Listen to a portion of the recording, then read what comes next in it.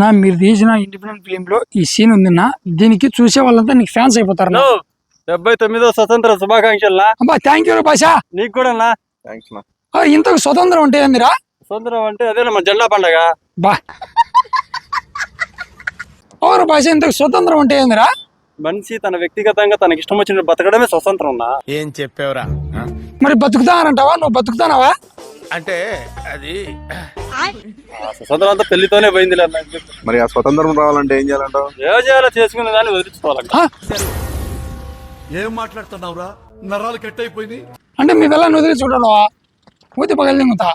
కొడుకుని వెయ్యాన్ని సమస్య వచ్చినప్పుడు సమాధానం వెతకాలా గానీ సగంలో వదిలిపెట్టిపోకూడదు. వాయ్ ఏం చేస్తా చేసుకున్నప్పటి నుంచి ప్రతి విషయంలో రాజీగా బతకాల్సి వస్తుంది. అట్లేం లేదు కానీ నీకు స్వతంత్రం రావాలని నువ్వు కోరుకుంటున్నావు కదా, స్వతంత్రంగా బతకాలనుకుంటున్నావు.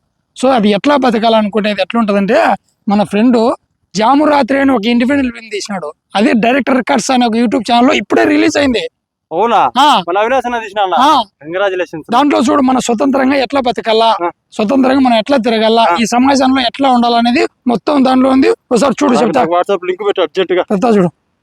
ఎంతసేపు అయినా రిలీజ్? ఇప్పుడే. అవునా?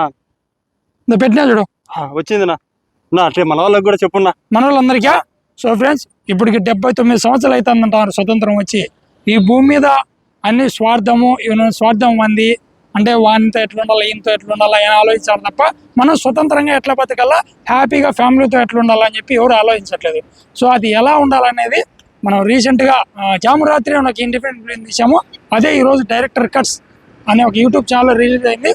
ఆ లింక్ ఒకటి కింద బయోలో ఇస్తున్నాను, అలాగే నా డిస్క్రిప్షన్లో కూడా పెడతాను.